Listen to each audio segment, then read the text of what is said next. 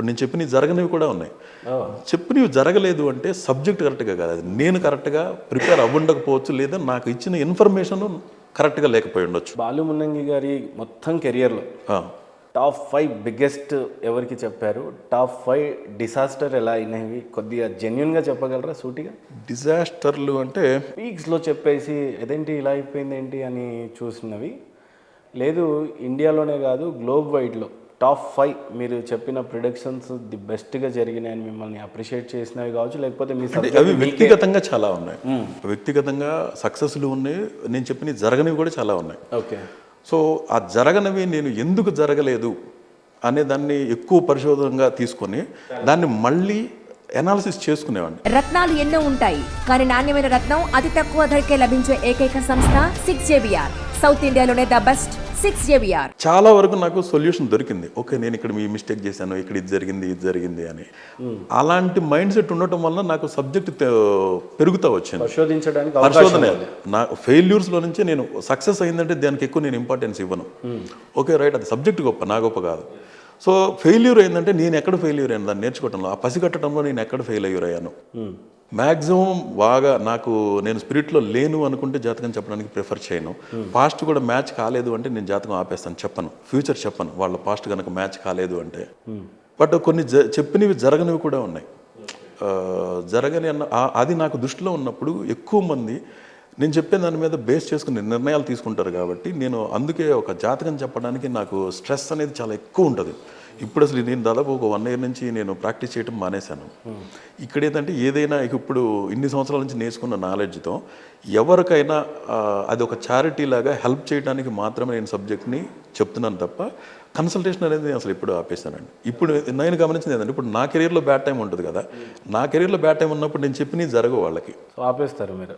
నేను అసలు అందుకని దాన్ని కెరీర్గా తీసుకుని మానేశాను. ఇప్పుడు దాన్ని కెరీర్గా ఇప్పుడు నేను స్టాక్ మార్కెట్లో అప్లై చేస్తాను. నాకు తెలిసిన ఈ న్యూమరాలజీ, ఆస్ట్రాలజీకి సంబంధించి నా జాతకంలో ఎప్పుడు స్టాక్ మార్కెట్లో డబ్బులు వచ్చే కాంబినేషన్లు ఉన్నాయి, ఎప్పుడు పోయే కాంబినేషన్లు ఉన్నాయి, నా లక్కీ నెంబర్స్ ఏంటి, అన్లక్కీ నెంబర్స్ ఏంటి నాకు తెలుసు. కాబట్టి ప్లస్ ఇది ఒక టూల్ లాగానే ఉపయోగిస్తాను, అంతేగాని స్టాక్ మార్కెట్లో నేను అత్యంత సక్సెస్ఫుల్గా ఉన్నాను. నేను లాస్ట్ ఇయర్ బాలు మున్నంగి గారు అంటేనే ఒక సపరేట్ స్పెషలిస్ట్ దేనికన్నా ఉన్నాడు. ఈయన చదివిన సబ్జెక్ట్ జాతకం అయినా ఉన్నా దాన్ని ఇంటర్లింక్ చేసుకుంటూ స్టాక్ మార్కెట్లో లాభాలు వచ్చే విధంగా కానీ, లేదా మీకు సబ్జెక్ట్ అంతా కూడా స్టాక్ మార్కెట్ ఇంటర్లింక్ చేస్తూ స్టాక్ మార్కెట్లో ఏ రకంగా ముందుకెళ్తే బాగుంటుంది అని మంచి నేర్పరి అని పేరుంది మీకు. మరి ఏ రకంగా అసలు సాధ్యం అది కాదు, అది జస్ట్ అన్ని పీరియడ్లేనండి. పీరియడ్లు రాసిన దాన్ని బట్టి మనకి ఆ రకమైన ఆలోచనలు కానీ. ఇప్పుడు సైడ్ ఎందుకు వెళ్ళిపోయారు సడన్ గా? అంటే ఇక్కడ జాతకాన్ని చాలా బాగా నేర్చుకున్నారు, ఆ సబ్జెక్ట్ ని అన్వేషిస్తూనే ఉన్నారు, పరిశోధన సడన్ గా గీస్తే ఎల్ టైప్ లో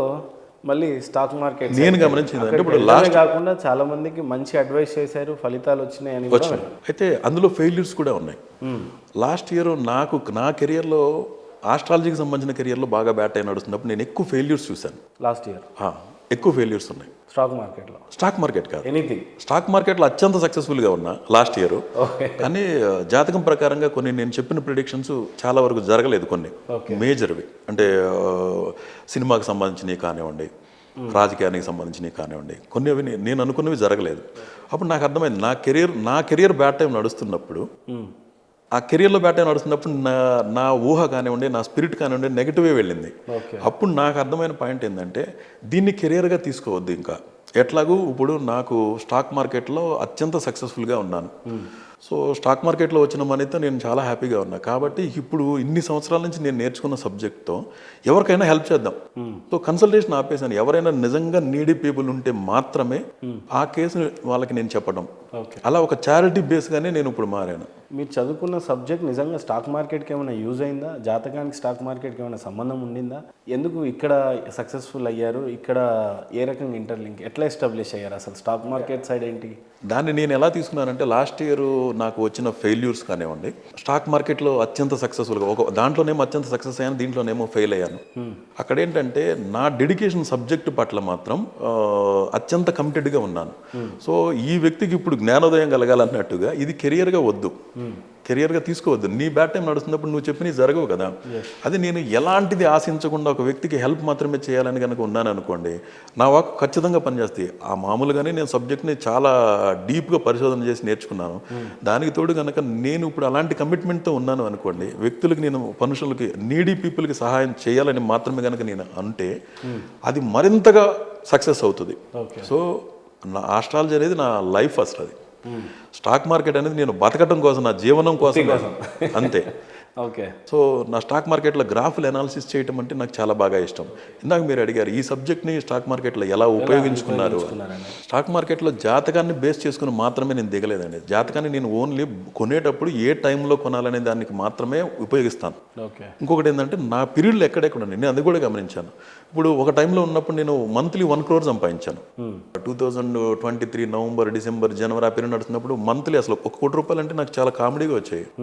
అప్పుడు నా పీరియడ్ నడుస్తుంది. తర్వాత పీరియడ్ నడుస్తున్నప్పుడు అసలు నేను ఎంత ట్రై చేసినా సరే నా ఊహలు సక్సెస్ అవుతున్నాయి, కానీ నేను డబ్బును చేయలేకపోయాను. ప్రాక్టికల్గా నేను లాస్ట్ 2023 ఫైనాన్షియల్ ఇయర్, 2024 ఫైనాన్షియల్ ఇయర్కి నేను 1 crore ఇన్కమ్ ట్యాక్స్ కట్టాను. అది ఇండివిజువల్గా హైయెస్ట్ అమౌంట్. అది 1 crore నేను ఇన్కమ్ ట్యాక్సే కట్టాను. అది నేను చాలా గర్వంగా ఫీల్ అవుతాను. అది 18% అంటే దాని మీద మా ఊహకే. సో అది అయితే నా పీరియడ్లు ఎక్కడైతే పవర్ఫుల్గా ఉన్నాయో ఆ పీరియడ్లో మాత్రమే నాకు స్టాక్ అనాలిసిస్ మీద చాలా ఇంట్రెస్ట్ అనమాట, చాలా ఇష్టం అసలు. అది ఆ గ్రాఫ్ని అనాలిసిస్ చేయడం అంటే అది నాకు ప్యాషన్. బట్ నేను చాలాసార్లు నా ఐడియాలు అన్నీ సక్సెస్ అయినాయి, కానీ డబ్బును మాత్రం నా బ్యాడ్ టైమ్స్లో నేను సంపాదించలేకపోయాను. హానెస్ట్గా చెప్తున్నారు అయితే. రాలేదు. సో నాకు పీరియడ్ అంటే మీకు ఇక్కడ టెక్నికల్ నాలెడ్జ్ పనిచేస్తుందా, టైం నాలెడ్జ్ పనిచేస్తుందా, నేను అన్ని రకాల పరిశోధనలు చేశాను, ఎన్ని రకాల ఎక్స్పెరిమెంట్లు చేయాలో.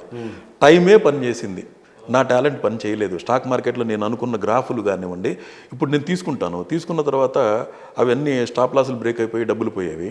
కానీ నేను అనుకున్న పీరియడ్కి ఎప్పటికైతే ఇది టార్గెట్ అనుకున్నానో అది 100% రీచ్ అయింది. అంటే ఇంత చదువుకున్న మీరు, తెలిసిన మీరు ప్రతిదీ ప్రీఫిక్స్డ్ అనే బిలీవ్ చేస్తారు. ఇంకా ఇంత తెలుసుకున్నారు అంటే డెస్టినీ అలో చేసింది నాకు, ఇంత జ్ఞానం ఇవ్వాలి వీడికి అంతే తప్ప నేను దేన్ని డిసైడ్ చేయలేను. ఆ రేంజ్లో ఆ విధంగా నేను బ్లెస్డ్ అంతే తప్ప నా అదృష్టం ఏంటంటే ఆ స్పృహ నాకుంది.